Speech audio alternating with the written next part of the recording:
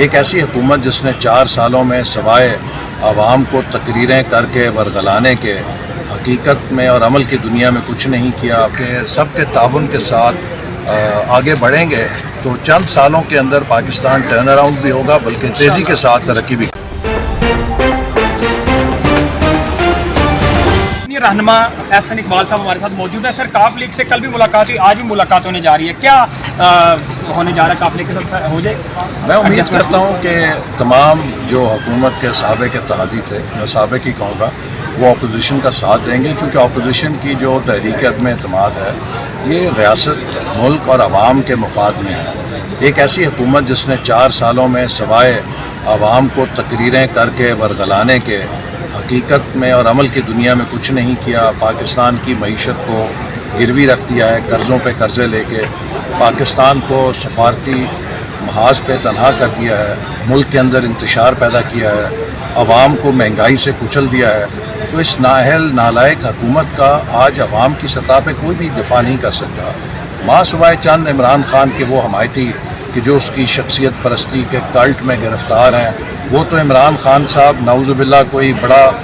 ایسا بھی دعویٰ کر دیں گے تو اس میں بھی وہ آمین کہہ دیں گے, تو ان کی تو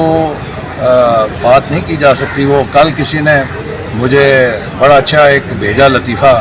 انہوں نے کہا کہ جہنم میں خان صاحب کو دیکھ کر یوتھینز نے کہا کہ دیکھو قوم کی خاطر یہ جہنم میں بھی آ گیا, حالانکہ جنت میں اس کا ایک گھر خالی پڑا. سر ایک سوال کا جواب دے دیں,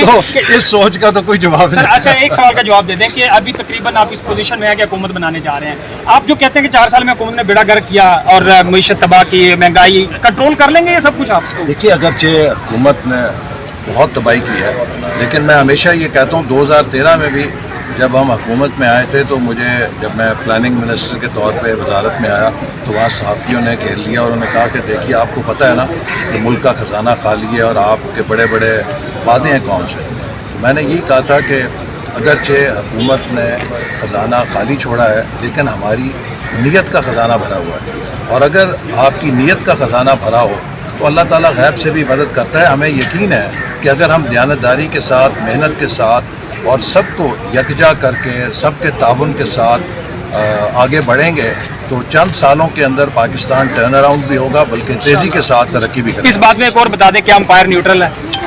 میں امید کرتا ہوں کہ انشاءاللہ وہ نیوٹرل ہی ہوں گے, کیونکہ امپائر جب نیوٹرل ہوتا ہے تو تبھی میچ کے اندر کوئی جھگڑا نہیں ہوتا. اور عمران خان صاحب تو نیوٹرل امپائر کے بہت بڑے وکیل تھے, اب انہیں کیوں تکلیف ہو رہی ہے؟ وہ چاہتے ہیں کہ امپائر ان کا ہاتھ کھڑا کرے. جی سینئر رہنما احسن اقبال صاحب ہمارے ساتھ موجود تھے اور گفتگو کر رہے تھے موجودہ صورتحال کے اوپر, عمران خان کی تقریر کے اوپر اپنا رد عمل دے رہے تھے. جی